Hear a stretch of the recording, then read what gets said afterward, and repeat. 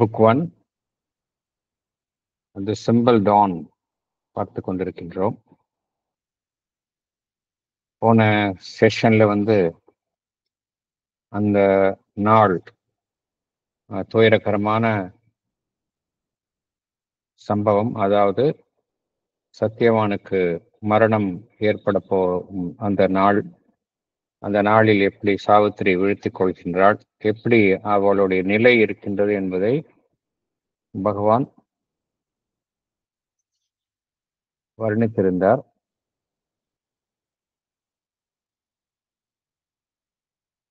அந்த ஒரு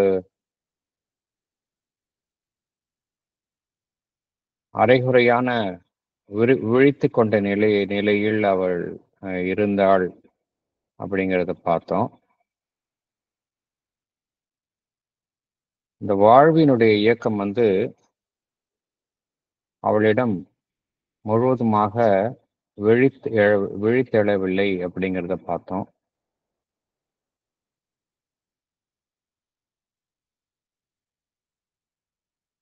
ஒரு மந்தமான நிலையில் இருந்தது என்பதை பார்த்தோம். அது ஒரு விழித்திருக்கும் நிலை, உறங்கும் நிலை, இவை இரண்டுக்கும் இடையில் சாவித்திரி இருந்தாள் அப்படிங்கிறத பார்த்தோம்.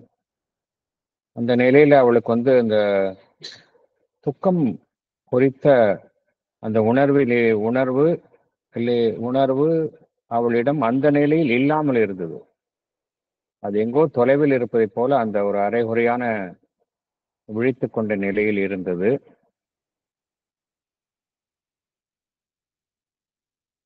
பின்பு மெல்ல மெல்ல அது குறித்த ஞாபகம் நிழல் போல் அவளுள் இயங்கியது அப்படிங்கிறத பார்த்தோம்.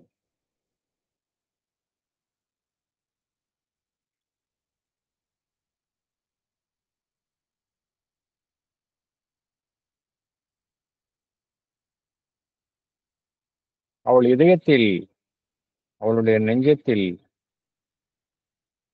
பெருமூச்சுடன் கை வைத்து பார்க்கின்றாள். அந்த இடத்தில் அந்த வலி இருக்கின்றது. அந்த வலியை உணர்கின்றாள்.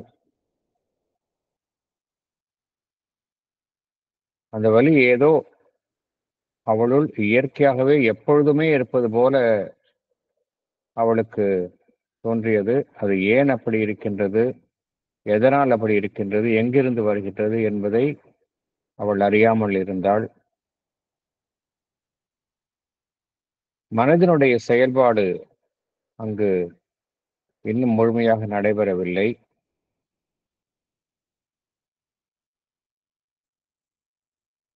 புலன்கள் முழுவதுமாக இன்னும் விழித்துக் கொள்ளவில்லை. அவளுடைய மூளையும் ஒரு உறக்கத்தில் இருப்பதால் கடந்த காலம் குறித்த ஞாபகம் எதுவும் இல்லாத நிலையில் இருந்தது என்பதை பார்த்தோம். பின்பு மெல்ல அவள் அசைகின்றாள். வாழ்வு அவளுக்குள் இயங்க ஆரம்பிக்கின்றது. வாழ்வு அவளுள் இயங்க ஆரம்பித்தவுடன் அவள் இந்த பிரபஞ்சத்தினுடைய அனைத்து வலுவையும் அவள் பகிர்ந்து கொள்கின்றாள்.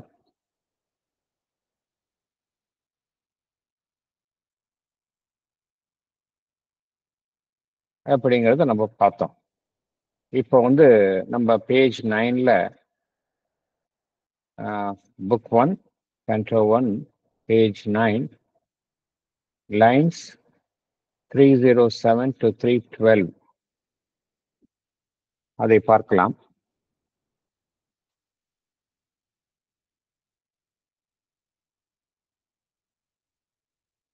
At the summons of her body's voiceless call, a strong, far-winging spirit traveled back to the yoke of ignorance and fate, back to the labor and stress of mortal days, lighting a pathway through strange symbol dreams across the ebbing of the seas of sleep.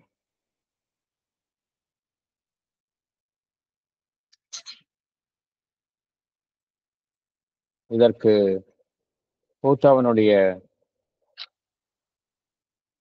Painting நமக்கு கிடைத்துள்ளது. அதை நாம் பார்க்கின்றோம்.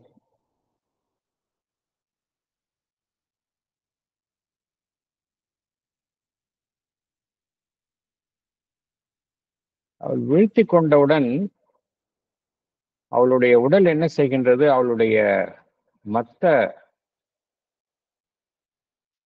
உடலினுடைய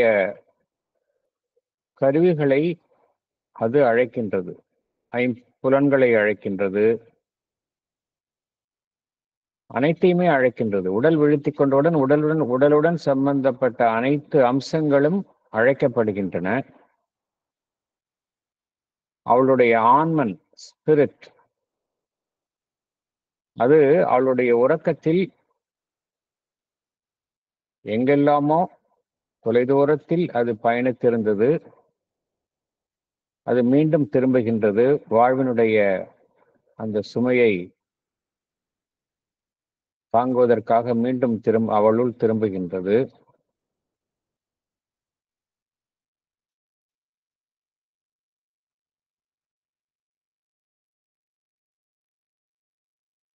மீண்டும் அது எதற்கு திரும்புகின்றது என்றால், அந்த அறியாமை, விதிக்குட்பட்ட வாழ்வு என்கின்ற சுமையை தாங்குவதற்காக அது திரும்புகின்றது. Back to the yoke of ignorance and fate. அந்த ஆன்மன் எப்படின்னா, எங்கெங்கெல்லாமோ அது பறந்து திரிந்து வந்த ஆன்மா அவளுடைய உறக்கத்தில் மீண்டும் விழித்து கொண்டவுடன் திரும்புகின்றது. A strong far-winging spirit traveled back to the yoke of ignorance and fate. அது சுதந்திரமாக இருக்கும் பொழுது இதெல்லாம் பாதிப்பதில்லை. ஒன்ஸ் அது உடல் மனம் வாழ்வு என்கின்ற ஒரு அமைப்புக்குள் புகுந்தவுடன் அது அதனுடன் சம்பந்தப்பட்ட அறியாமை, விதி என்பதனுடைய சுமையை அது தாங்குகின்றது. Back to the labour and stress of mortal days. மரணத்துக்கு உட்பட்ட வாழ்வு, அதனுடன் இணைந்துள்ள அந்த துன்பம், ஒரு அழுத்தம், அதை அனைத்தையுமே அது பகிர்ந்து கொள்கின்றது. ஏன்னா அது எப்படி வருகின்றது என்றால், lighting a pathway through strange simple dreams அப்படின்றார். அது மீண்டும் வரும்பொழுது, நம்ம உறக்கத்திலிருந்து விழித்துக் கொள்ளும் பொழுது கடைசியாக என்ன கனவுகள் நாம் கண்டோமோ அது மாத்திரம்தான் நமக்கு ஞாபகம் வருகின்றது. அதே போல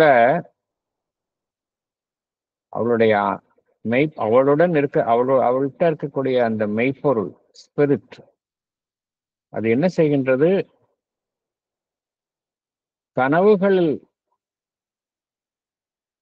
கனவுகளினுடைய அந்த ட்ரீம்லேண்ட், கனவுகளில் பிரவேசிக்கக்கூடிய அந்த இடங்களில் எல்லாம் அது வழியே வருகின்றது. எல்லாமே அங்க எப்படி இருக்கின்றது என்றால், ட்ரீம்லேண்ட் அப்படிங்கிறது பகவான் கூறுவது என்ன அப்படின்னா, சிம்பிள் ட்ரீம்ஸா இருக்காங்க எல்லாமே.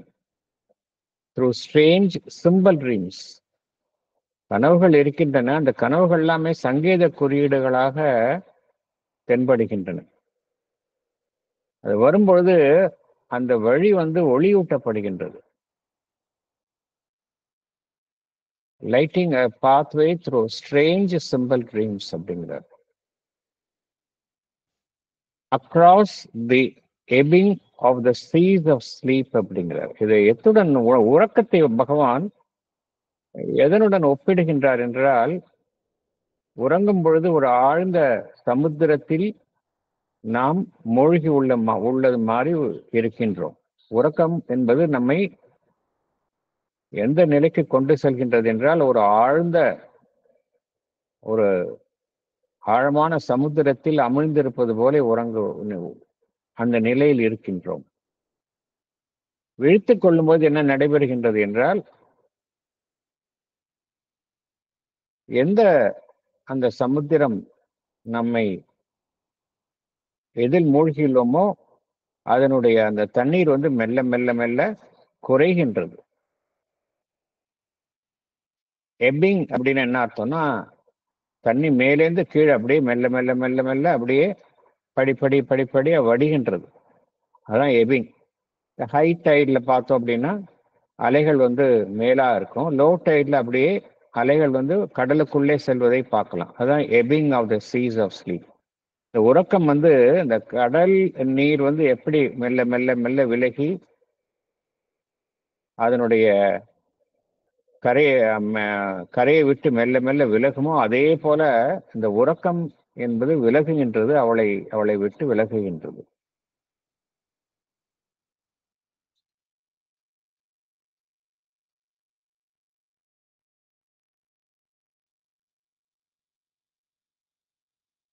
இந்த ஆண்மன் வந்து பகவான் எதனால அவர் கோருகின்றார் என்றால், இந்த பா விங்கிங் ஸ்பிரிட் அப்படின்னு எதனால பகவான் அவ்வாறு கூறுகின்றார் என்றால், உறங்கும் பொழுது எல்லோருக்குமே என்ன நடைபெறுகின்றது என்றால், நாம் நம்முடைய அந்த சூட்சும உடல், நமக்குள்ள இருக்கக்கூடிய அந்த சூஷ்மமான அமைப்புகள் எல்லாமே பார்த்தோம் அப்படின்னா, எல்லாமே வந்து அந்த உலகங்களுக்குள், அந்த தளங்களுக்குள் செல்கின்றன, பயணிக்கின்றன. சட்டில் வேர்ல்ட்ஸ் அங்கே பயணிக்கின்றன. விழித்துக் கொள்ளும் பொழுது அந்த உடலுக்குள் திரும்புகின்றன. அதை குறிக்கும் வண்ணம் தான் பகவான் இங்க அவ்வாறு குறிப்பிடுகின்றார்.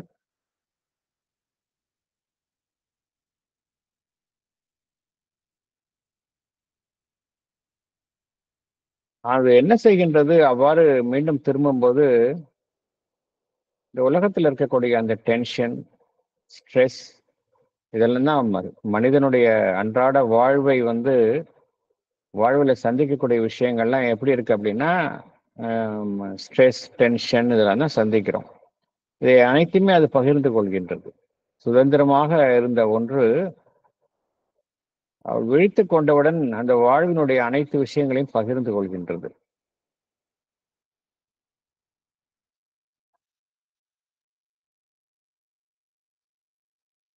அதனால் பகவான் வந்து நம்மளுடைய உறக்கத்தை வந்து எவ்வாறு உணங்கும் நிலையை எவ்வாறு ஒப்பிடுகின்றார் என்றால்,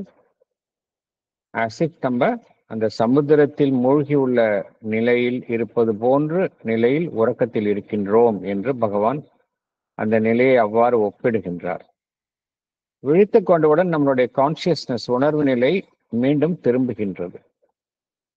அந்த உறக்கம் என்கின்ற அந்த நிலை மெல்ல மெல்ல நம்மிடமிருந்து விலகுகின்றது. இதைத்தான் பகவான் இவ்வாறு விளக்குகின்றார்.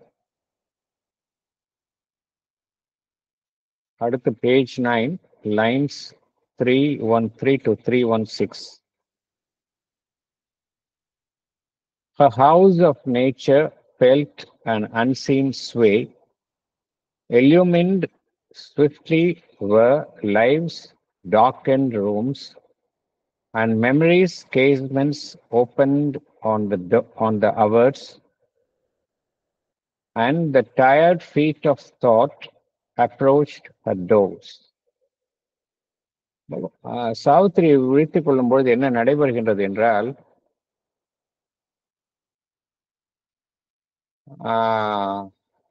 ஒரு எங்கிருந்தோ அறிய முடியாத ஒரு பார்க்க முடியாத ஒரு இயக்கம் அவளுள் நடைபெறுகின்றதை அவள் உணர்கின்றாள். ஒரு அன்சீன் சோர்ஸ், எதுன்னு தெரியல, ஆனா அதனுடைய பிடியில் தான் இயங்குவது போன்று உணர்கின்றாள். ஹவுஸ் ஆஃப் நேச்சர் அப்படிங்கிறது அவளுடைய உடல். ஹவுஸ் ஆஃப் நேச்சருங்கிறது என்ன அப்படின்னா, ஒவ்வொருத்தருக்கும் அவங்களுடைய ஹவுஸ் ஆஃப் நேச்சர் அவங்களுடைய உடல் தான். House of nature felt an unseen sway. பார்க்க முடியல. ஸ்வே அப்படின்னு என்ன அர்த்தம் அப்படின்னா, நம்ம ஏதோ ஒரு சக்தியினுடைய செல்வாக்குல செயல்படும் பொழுது என்ன சொல்றோம், I am held in that sway அப்படிங்கிறோம். ஸோ ஏதோ ஒரு சக்தி, அவளால் பார்க்க முடியாத சக்தியினுடைய பிடியில் அவளுடைய உடல் செயல்படுவதை அவள் உணர்கின்றாள். House of nature felt an unseen sway.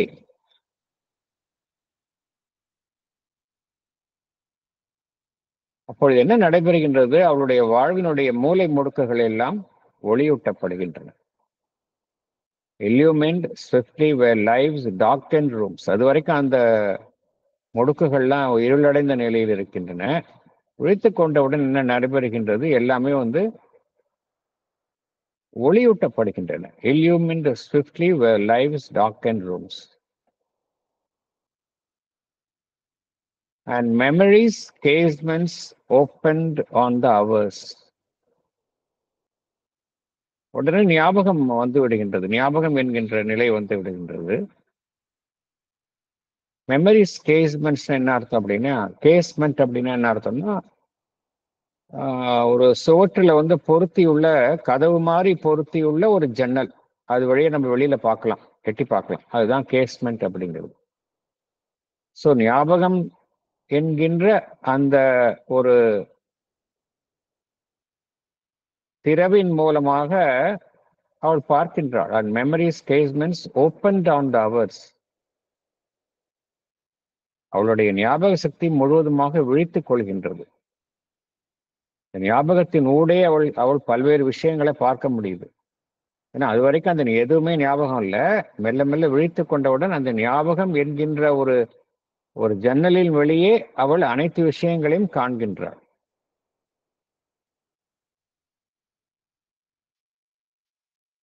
எண்ணங்களினுடைய இயக்கம் மெல்ல மெல்ல திரும்புகின்றது. அந்த tired feet of thought approached her doors. ஏன்னா ஏன் டயர்ட் ஃபீட் ஆஃப் தாட் அப்படிங்கிறாங்க? உறங்கும் பொழுது என்ன நடைபெறுகின்றது என்றால், உன்னுடைய எண்ணத்தினுடைய இயக்கம் உறங்கும் பொழுது ஸ்லோ டவுன் ஆயிடுது. அதைத்தான் பகவான் அந்த tired feet of thought approached her doors அப்படிங்கிறார். ஈவன் த தாட் ஆக்டிவிட்டி அது கூட ஸ்லோ டவுன் ஆனது மெல்ல மெல்ல திரும்புகின்றது.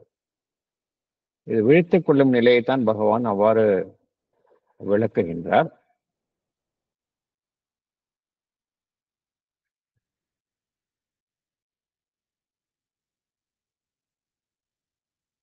மெமரிஸ் கேஸ்மெண்ட் அப்படிங்கிறது ஞாபகம் என்கின்ற ஒரு ஜன்னலின் வழியே அவள் அனைத்தையும் காண ஆரம்பிக்கின்றாள். அவருடைய மனதினுடைய இயக்கங்களும் செயல்பட ஆரம்பித்து விட்டன அப்படிங்கிறத நம்ம புரிந்து கொள்கின்றோம். ஏன்னா மனதினுடைய ஞாபகம் என்பது மனதினுடைய இயக்கத்தை சார்ந்தது. ஸோ அது செயல்பட ஆரம்பித்து விட்டது அப்படிங்கிறத பார்த்தோம். வாழ்வினுடைய இயக்கங்கள் செயல்பட ஆரம்பித்து விட்டது அப்படிங்கிறத பார்த்தோம். உடலினுடைய இயக்கங்கள் செயல்பட ஆரம்பித்து விட்டது என்பதை பகவான் இவ்வாறு விளக்குகின்றார். ஸோ எந்த நாள் இதை குறிக்கின்றது? அந்த விதிக்கப்பட்ட அந்த காலை, என்றைக்கு சத்தியவானினுடைய மரணம் நிகழப்போகின்றதோ அந்த காலையில், அந்த விதிக்கப்பட்ட காலையில் சாவித்திரி விழித்துக் கொள்ளும் நிலையை பகவான் இவ்வாறு வர்ணிக்கின்றார். எல்லாமே மெல்ல மெல்ல மெல்ல அவளுக்கு திரும்புகின்றன.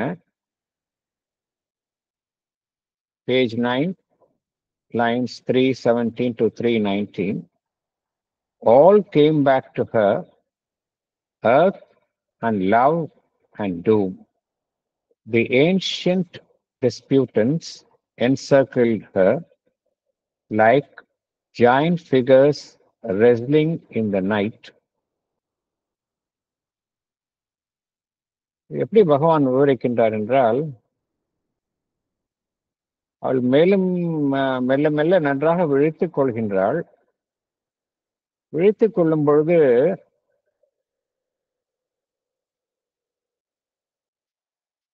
ஒன்றை ஒன்று மூன்று விஷயங்கள் மூன்று விஷயங்கள்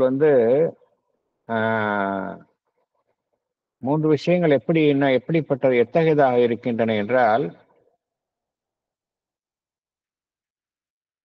தி ஏன்ஷியன்ட் டிஸ்பியூட்டன்ஸ் அப்படிங்கிறார் பகவான். மூன்று விஷயங்கள் எது? மூன்று விஷயங்கள் மறுக்கும் தன்மையை கொண்டவைகளாக இருக்கின்றன. ஏன்ஷியன்ட் டிஸ்பியூட்டன்ஸ் அப்படின்னா மறுக்கும் தன்மையை கொண்டவைகளாக இருக்கின்றன. மூன்று விஷயங்கள் அவளை சூழ்ந்து கொள்கின்றன. ஒன்று இந்த புவி, எர்த். அடுத்தது லவ், அன்பு என்கின்ற ஒரு அம்சம். அடுத்தது டூம். டூம்னா மாண்டு விடுதல், துயரம். மூணுமே சிம்பாலிக்கா என்ன பொருளை விளக்க தெரிவிக்கின்றது என்றால், இந்த பூமி என்பது சடப்பொருளினுடைய அம்சமாக இருக்கின்றது இல்லையா? பூமி வந்து எதை பார்க்கிறோம்? பூமியில சடப்பொருளினுடைய ஆளுமையை தான் பார்க்கின்றோம். அது ஒரு புறம் இருக்கின்றது, ரூல் ஆஃப் மேட்டர். அடுத்தது மனிதனுடைய வாழ்வு என்றாலே டூம். எது டூம் என்றால் மரணம். மரணம் என்பது மனிதனை பின்தொடர்ந்து வந்து கொண்டே இருக்கு, நிழல் போல இருக்கின்றது எல்லா மனிதனுக்குமே. சோ இந்த சட பொருளை சார்ந்த, சட உலகை சார்ந்த வாழ்வில மரணம் என்பது எப்பொழுதுமே ஒரு மனிதனை பின்தொடர்ந்து வருகின்றது. இது ரெண்டு விஷயம். மூன்றாவது இது ரெண்டுக்கும் இடையில அன்பு என்கின்ற ஒரு அம்சம் சிக்கி கொண்டு இருக்கின்றது. அன்பு அப்படிங்கிறது, லவ் அப்படிங்கிறது, அதனுடைய சோர்ஸ் எதுன்னு பார்த்தோம் அப்படின்னா அது தெய்வீகம், டிவைன் தான். டிவைன் லவ் அப்படிங்கிறது தான் ரியல் சோர்ஸ். இந்த டிவைன் லவ் ஏன் இங்க பகவான் குறிப்பிடுகின்றார் என்றால், இந்த டிவைன் லவ் ஒன்றுதான் இந்த conflict between earth and death அதை ரிசால்வ் பண்ண முடியும். எது தீர்க்க முடியும் அப்படின்னா, இந்த பூமிக்கும் புவிக்கும் மரணத்திற்கும் இடையில் உள்ள அந்த முரணை, அந்த கான்ஃபிளிக்டை எது ரிசால்வ் பண்ண முடியும், தீர்க்க முடியும்னா அன்பு தான். இதைத்தான் பகவான் ஏன்ஷியன்ட் டிஸ்பியூட்டன்ஸ் அப்படிங்கிறார். ஏன்னா இந்த புவி எப்பொழுது தோன்றியதோ அப்பொழுதிலிருந்தே இந்த மூன்றுமே ஒன்றுடன் ஒன்று முரண்பட்ட நிலையில் இருக்கின்றன. இது மூன்றும் அவளை அப்பொழுது சூழ்ந்து கொள்கின்றன. ஏன்னா ஒன்றுடன் ஒன்று தங்களுடைய ஒரு ஒரு ஆதிக்கத்தை நிலைநிறுத்த விரும்புகின்றன. ஒன்றுடன் ஒன்று போராடி தங்களுடைய ஒவ்வொன்றும் தங்களுடைய ஆதிக்கத்தை நிலைநாட்ட விரும்புகின்றன. இந்த போராட்டத்திற்கு இடையில்தான் சாவித்திரி இந்த மூன்றையும் எதிர்கொள்கின்றாள்.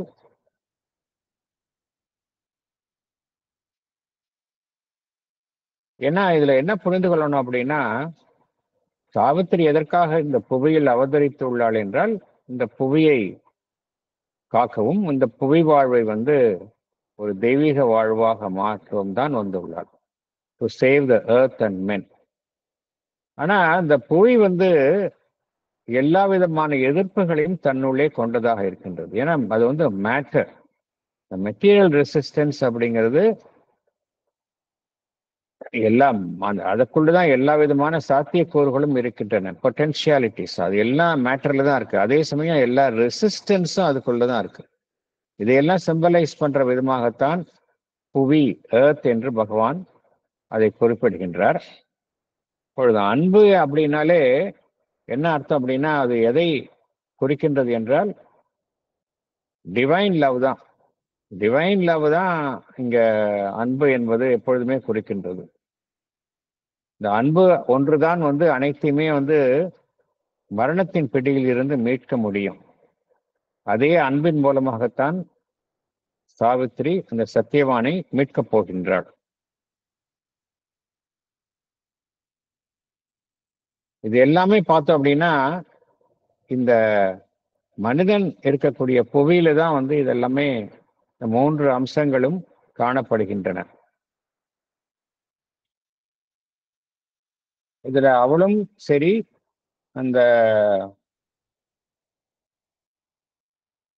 புவி, சத்தியவான், இது எல்லாமே வந்து அந்த மரணத்தினுடைய விதியினால் வந்து எல்லோருமே அச்சுறுத்தப்படுகின்றார்கள் என்பதை பார்க்கின்றோம்.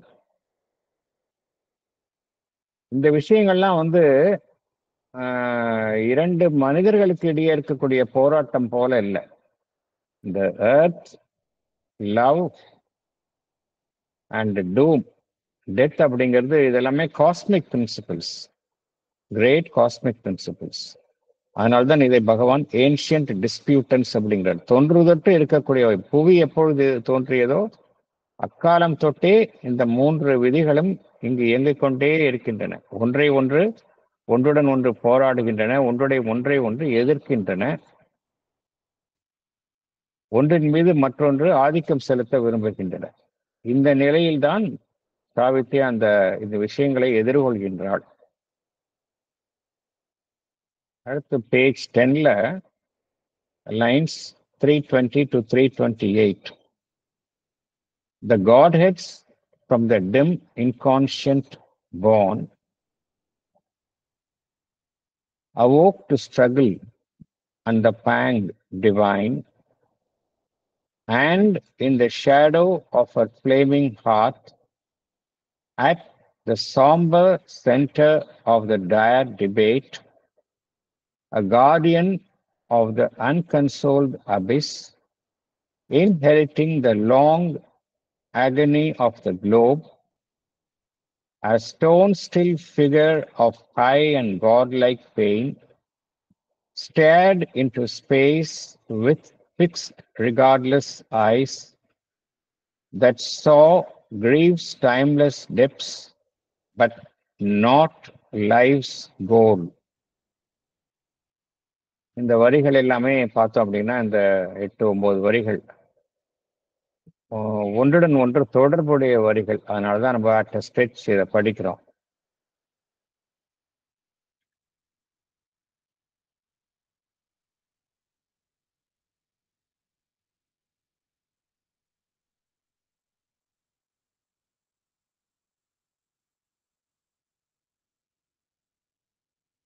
இந்த இன்கான்ஷியன்ட்ல இருந்து தான் வந்து இந்த மூன்று விஷயங்களும் வந்து எழுகின்றன.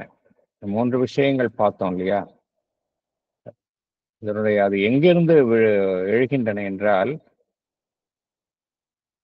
இன்கான்ஷியன்ட், உணர்வற்ற நிலை, அந்த நிலையில் இருந்துதான் எல்லாமே தோன்றுகின்றன.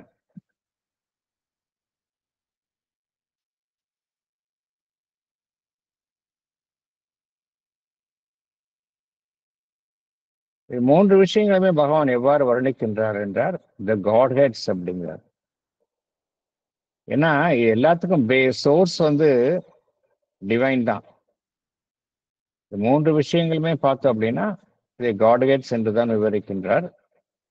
த godheads from the dim inconscient born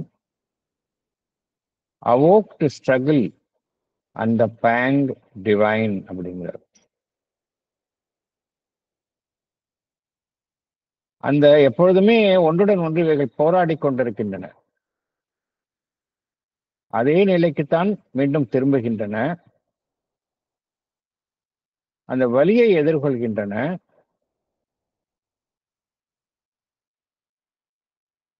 இந்த வலி எத்தகையதாக பகவான் வர்ணிக்கின்றார் என்றால், ஒரு தெய்வீக வழியாக பகவான் இங்கு வர்ணிக்கின்றார். த பேங் டிவைன் அப்படிங்கிறார். ஏன் பேங் டிவைன் அப்படிங்கிறார் அப்படின்னா, ஏன்னா எல்லாவற்றிலுமே பார்த்தோம் அப்படின்னா அந்த தெய்வாம்சம் அனைத்தினுள்ளும் இருக்கின்றது. ஒவ்வொரு அமைப்பினுள்ளும் பார்த்தோம் அப்படின்னா அந்த டிவைன் எலிமெண்ட் இருக்கு. உள்ளிருக்கக்கூடிய உள்வசிக்கும் இறையம்சமாக அனைத்தினுள்ளுமே இருக்கின்றது. சோ இந்த போராட்டம், இந்த வலியை எதிர்கொள்கின்றது என்றால், அந்த உள்ளிருக்கும் அந்த தெய்வாம்சம் தான் இந்த வலியையும் எதிர்கொள்கின்றது.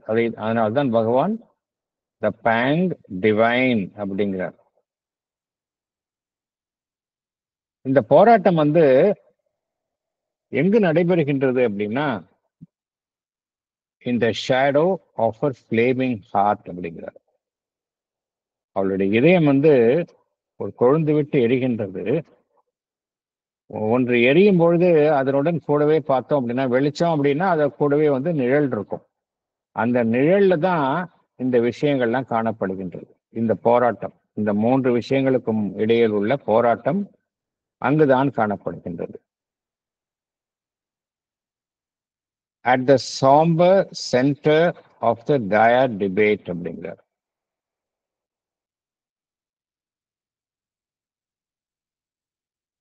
சாம்பர்னா என்ன அர்த்தம்னா ரொம்ப க்ளூமின்னு அர்த்தம். அங்க எது இருக்கு நடப்புற அங்க பார்த்தோம் அப்படின்னா, எது அங்க வீற்றிருக்கின்றது அப்படின்னா, வலி. வலி வலி அப்படிங்கிற வலி என்கின்ற விஷயம் தான் அங்க வீற்றிருக்கின்றது. அந்த வலி வந்து ஒரு உருவமாக அங்கு உருவெடுத்து வீற்றிருக்கின்றது. Gloom is seated as pain at the somber center of the dire debate, a guardian of the unconsoled abyss அப்படிங்கிறார்.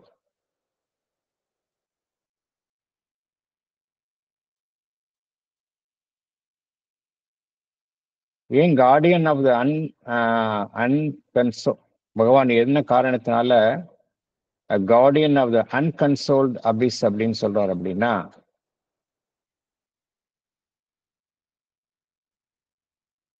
அந்த இடத்துல வந்து அந்த அந்த துயரத்தை வந்து யாருமே தீர்க்க முடியல, சமரசம் செய்ய முடியல. ஏன்னா அதனாலதான் வந்து வலி வந்து அதனுடன் இணைந்தே இருக்கின்றது. இந்த வலி என்கின்ற அம்சம் இந்த சமரசமே அடைய முடியாத இந்த விஷயங்களுக்கு மத்தியில அதற்கு ஒரு பாதுகாவலன் போல இருக்கின்றது அப்படிங்கிறார். ஏன்னா இதனுடன் இணைந்ததுதான் வலி என்கின்ற அம்சமும். இந்த இந்த பிரபஞ்சத்தை எடுத்துக்கொண்டோம் என்றால் எப்பொழுதுமே அதனுடைய நீண்டகால வரலாற்றுல வந்து எதை காண்கின்றோம் என்றால் ஒரு வேதனையைத்தான் காண்கின்றோம். இந்த வேதனையை யார் வந்து தாங்கி வருகின்றார்கள் என்றால், அந்த வேதனையை வந்து தாங்கும் ஒரு அமைப்பாக எது இருக்கின்றது அப்படின்னா, பகவான் சித்தரிக்கக்கூடிய அந்த காட் ஆஃப் பெயின். பகவான் வந்து அந்த வலியை வந்து எப்படி சித்தரிக்கின்றார் என்றால், காட் ஆஃப் பெயின் என்று பகவான் சித்தரிக்கின்றார். அதுக்கு வந்து ஒரு ஒரு உருவம் கொடுத்து பகவான் வர்ணிக்கின்றார். அது எப்படி இருக்கு, அந்த காட் ஆஃப் பெயின் எப்படி இருக்கு அப்படின்னா, காட் ஆஃப் பெயின் தான் பகவான் அ கார்டியன் ஆஃப் த அன்கன்சோல்டு அபிஸ் அப்படின்னு. அபிஸ்னா ஒரு நீண்ட ஒரு பள்ளம், ஒரு ஒத்திசைவே இல்லாத அந்த பிரச்சனைக்கு ஒரு தீர்வே இல்லாத ஒரு ஒரு ஒரு ஒரு சூழலை கொண்டுள்ள அந்த பள்ளமாக இருக்கின்றது.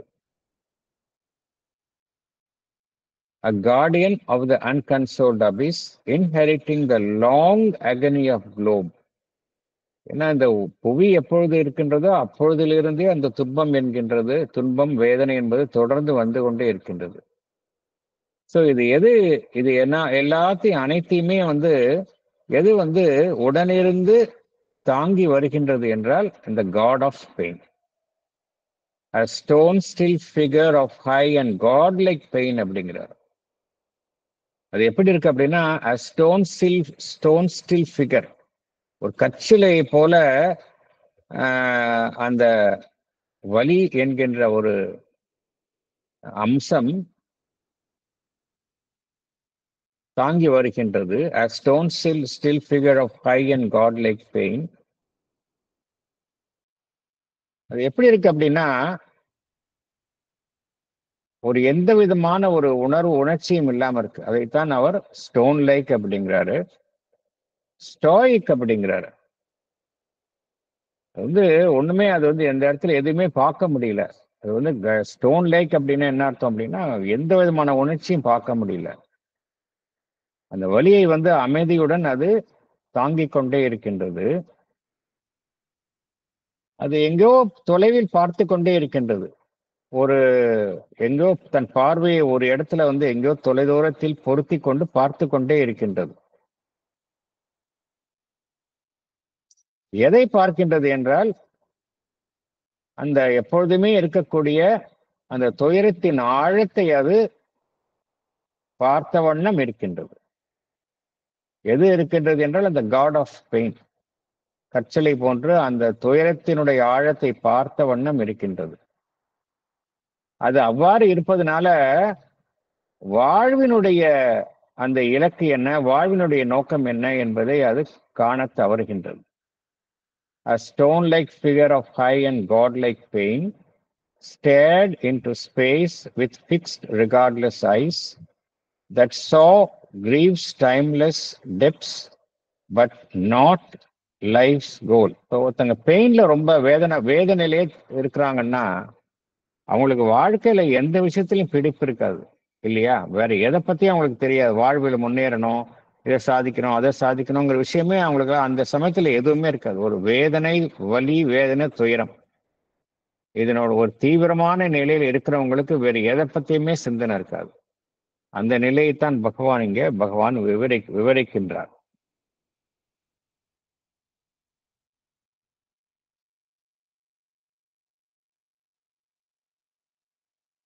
இந்த வலியை பகவான் எப்படின்னா ஒரு ஸ்டாச்சு ஆஃப் பெயின், ஒரு சிலை போன்ற ஒரு அமைப்பாக பகவான் இங்கு வர்ணிக்கின்றார். அது எப்படி இருக்குன்னா அது ஒரு காட் லைக்கா இருக்கு. ஒரு உயரமான ஒரு நிலையிலும் காட் லைக் தெய்வாம்சம் கொண்டதாகவும் இருக்கின்றது. அது அனைத்தையும் பாதுகாக்கின்றது, கார்டினா இருக்கு. எதை பாதுகாக்கின்றது என்றால் அந்த ஒரு இருளான ஒரு பிரதேசம், அந்த பள்ளம், அன்கன்சோல்டு அபிஸ், அதைத்தான் அது பாதுகாக்கின்றது. ஏன்னா அந்த இடத்துல ஒளியினுடைய பிரவேசமே இல்லை. அப்படிப்பட்ட ஒரு துயரமான நிலையை அந்த வலி என்கின்ற அந்த காட் லைக் பெயின் அது பாதுகாக்கின்றது.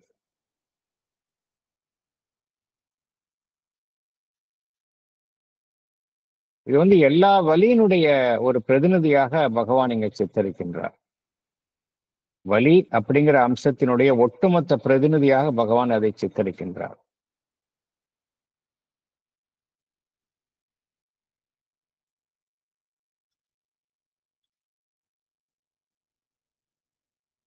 பேஜ் 10, அடுத்தது lines 329, 331. Afflicted by his harsh divinity,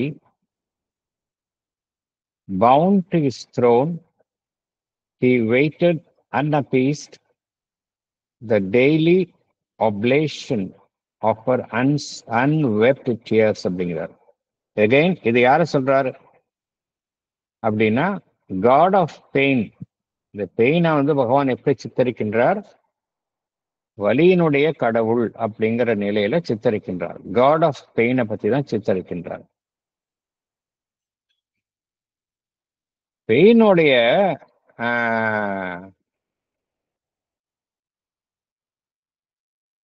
எப்படின்னா பெயின் பத்தி பகவான் இங்க சித்தரிக்கும் பொழுது அதனுடைய அம்சத்தை எவ்வாறு சித்தரிக்கின்றார் என்றால் ஒரு இறுகிய நிலையை கொண்டதாக இருக்கின்றது, ஹார்ட்னஸ். அதே போல அந்த அது அது பகவான் ஒரு பக்கம் பார்த்தோம் அப்படின்னா ஒரு எதிர்மறையான ஒரு அம்சமாக சித்தரிக்கின்றார். மறுபக்கம் பார்த்தோம் அப்படின்னா அதுக்குள்ள ஒரு டிவைன் எலிமெண்ட் அது தன்னுள்ளே கொண்டதாக சித்தரிக்கின்றார். ரொம்ப ஒரு நுண்ணியமான விஷயத்தை பகவான் இங்க சித்தரிக்கின்றார்.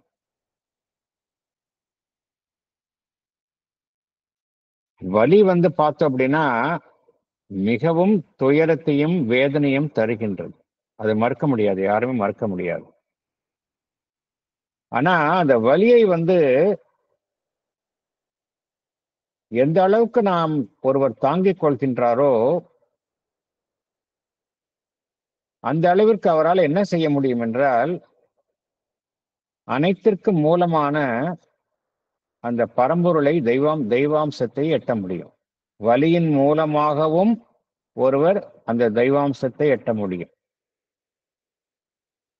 அதை குறிக்கும் வண்ணம் தான் பகவான் அதுக்கு ஒரு டிவைன் ஸ்டேச்சர் அதை வழங்குகின்றார். Afflicted by his harsh divinity அப்படிங்கிறார். டிவினிட்டினா என்ன அர்த்தம்? தெய்வாம்சம் பொருந்தியது. தெய்வாம்சம் பொருந்தியது வந்து எப்படி இருக்கும்?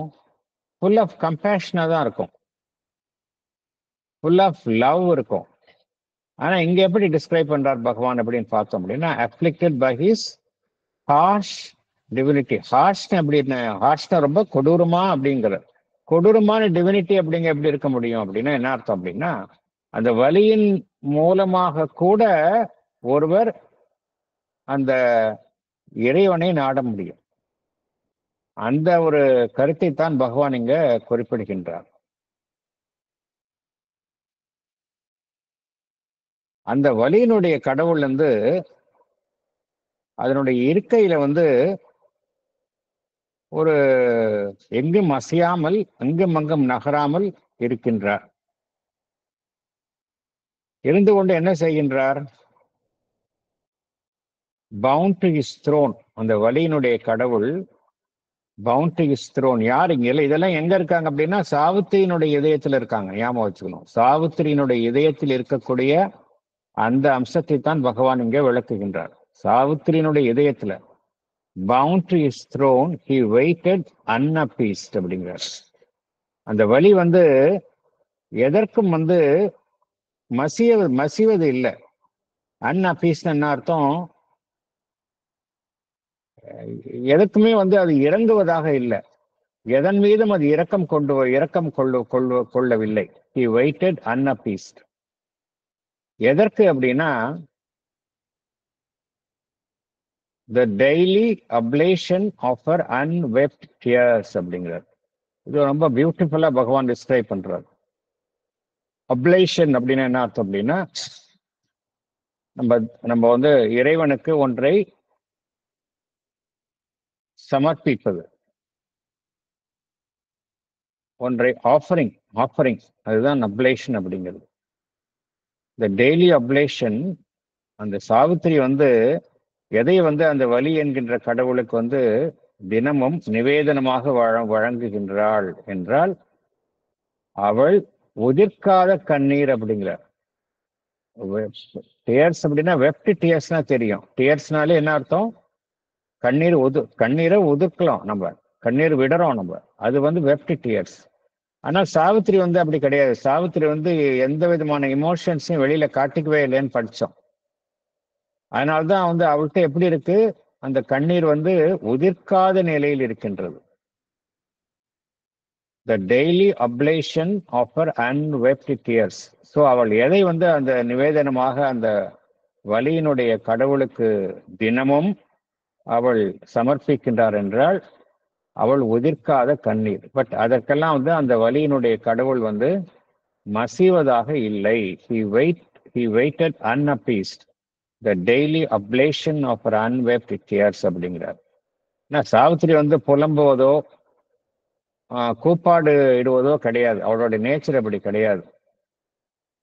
அதுலதான் அன்வெப்ட் டியர்ஸ் அப்படிங்கிறார். அவ எதுக்குமே கண்ணீர் ஒதுக்கல. நம்ம எங்கேயுமே பார்த்தோம் அப்படின்னா சாவித்திரி காவியம் முழுவதுமே சாவித்திரி வந்து அழுது புலம்பக்கூடிய அந்த கேரக்டர் கிடையாது. இங்க பெயின் வந்து பகவான் எவ்வாறு வர்ணிக்கின்றால் குரூயலா தான் பகவான், ஒரு குரூயல் ஒரு அம்சமாகத்தான் பகவான் வந்து இங்க வர்ணிக்கின்றார்.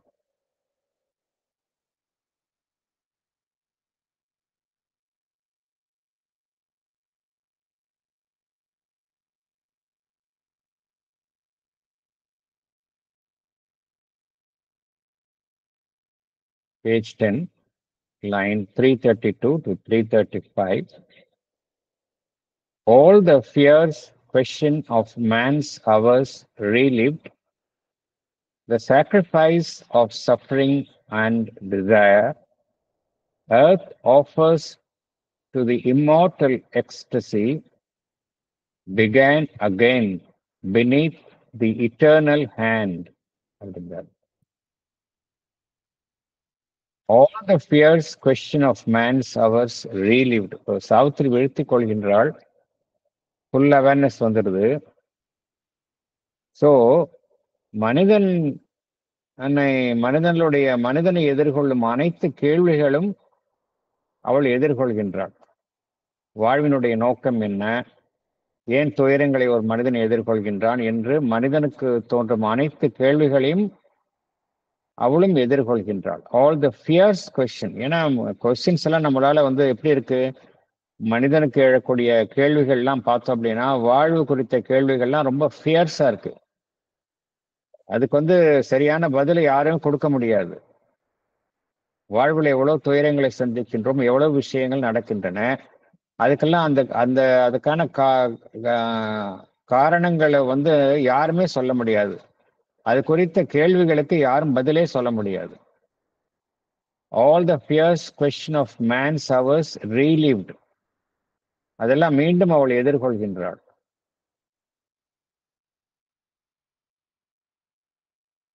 த sacrifice of suffering and desire அப்படிங்கிறார்.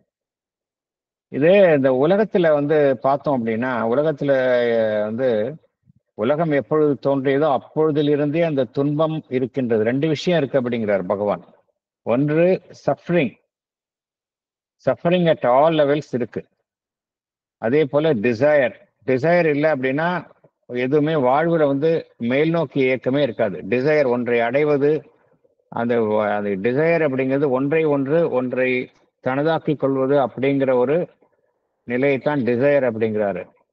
ஒன்றை அடைவது, ஒன்றை அடைவது என்கின்ற இயக்கம் வாழ்வினுடைய அனைத்து வடிவங்கள் நிலைகளிலுமே காணப்படுகின்றது.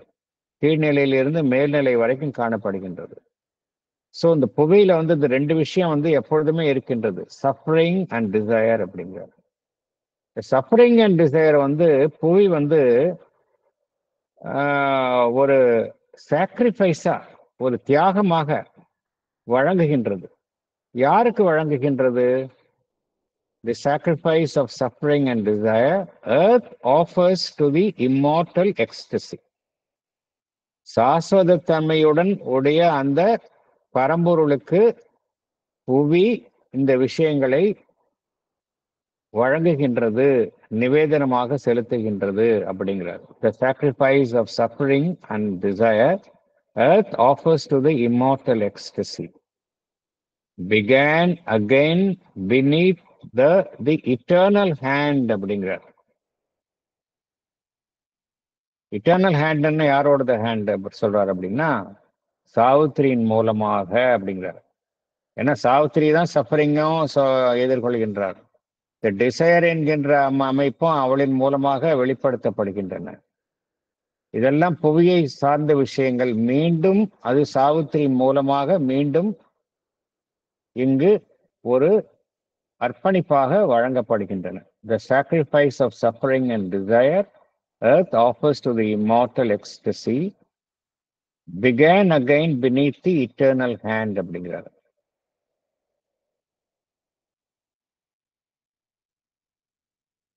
ஏன்னா நமக்கு எப்பொழுதுமே நம்ம மனதில் எழக்கூடிய கேள்விகள்லாம் ரொம்ப தீவிரமான கேள்விகள் தான் மனிதனுடைய மனதில் தோன்றுகின்றன. என்ன காரணத்தினால் நாம் புவியில் இருக்கின்றோம், எதனால வலியையும் வேதனையும் நாம் எதிர்கொள்கின்றோம், இதெல்லாம் நமக்கு பதில் கிடைக்கல, ரொம்ப பசிலா இருக்கு.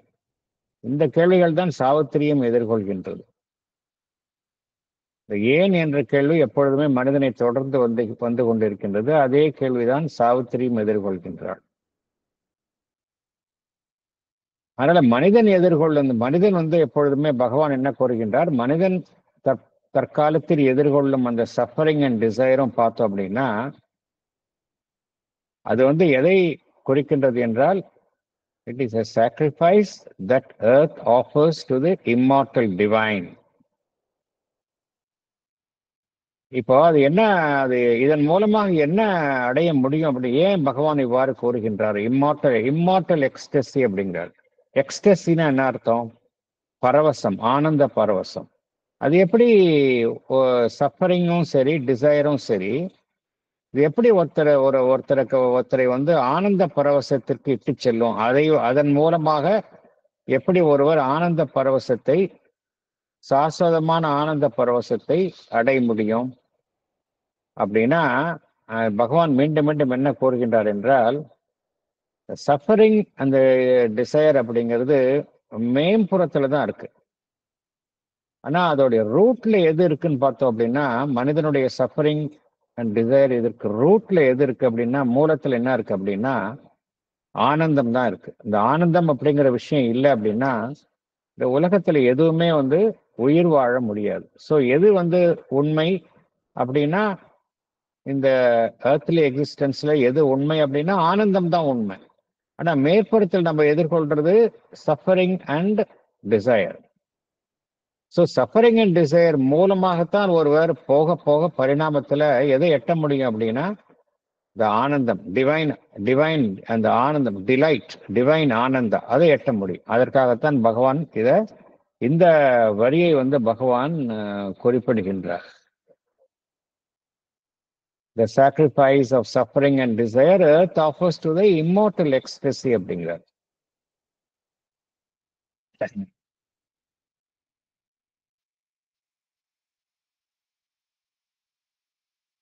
இது மீண்டும் வந்து தொடர்கின்றது. சாவித்திரியின் மூலமாக இந்த இயக்கம் தொடர்கின்றது அப்படிங்கிறார்.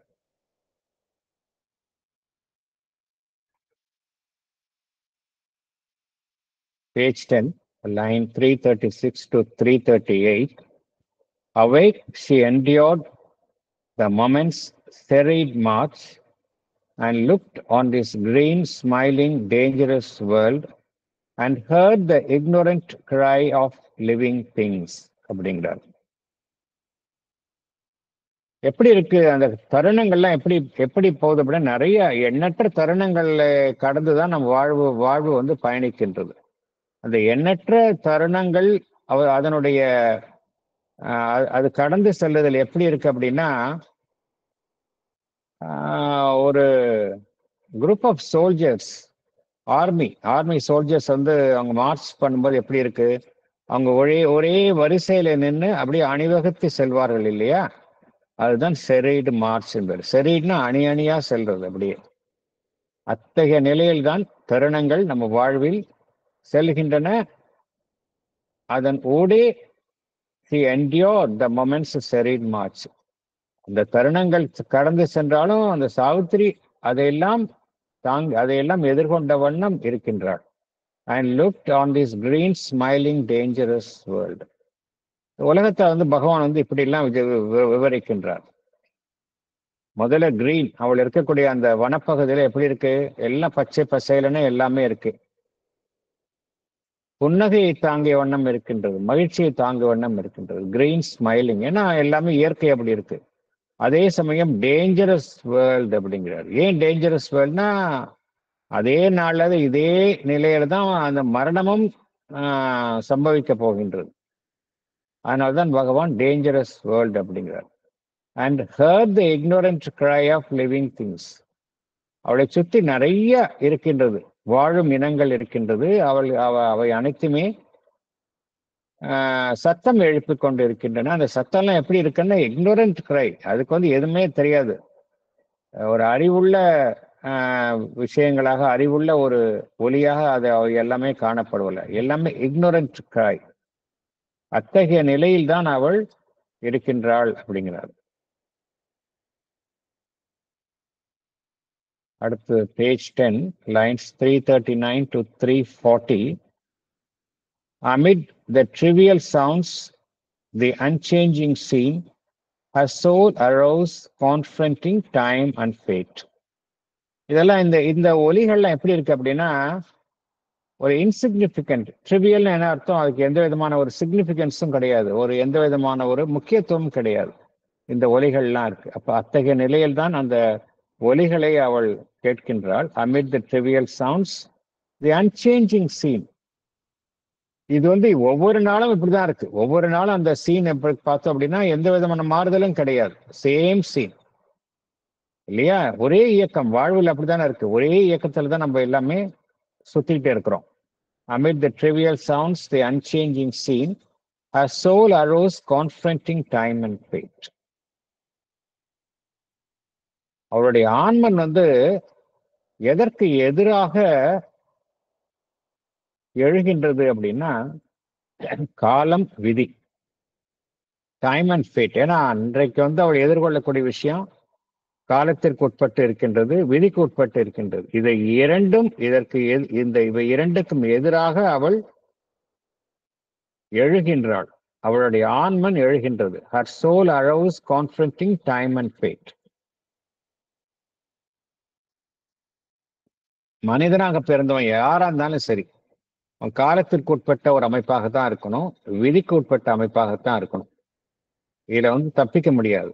ஆனா சாவித்திரி என்ன செய்யறா, இவை இரண்டுக்கும் எதிராக எழுகின்றாள், எழுந்து நிற்கின்றாள். அதைத்தான் பகவான் இங்க குறிப்பிடுகின்றார்.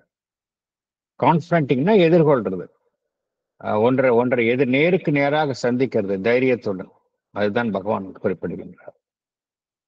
Immobile in herself, she gathered force. This was the day when Satyavan must die.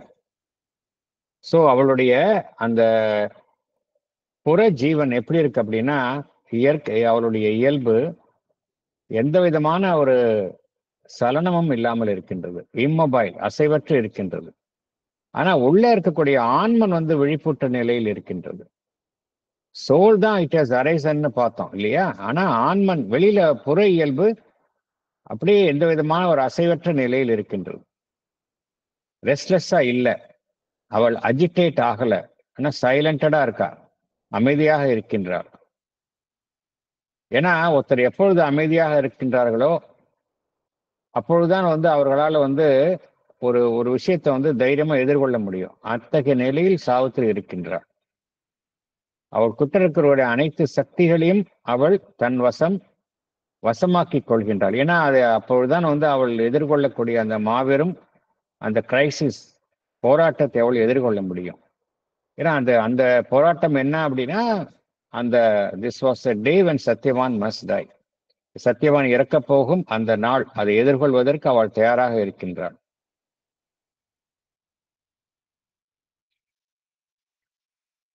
ஏன்னா அது தீர்மானிக்கப்பட்டது, அதை தவிர்க்க முடியாது. அந்த துயரம் தீர்மானிக்கப்பட்டது, அதை தவிர்க்க முடியாது.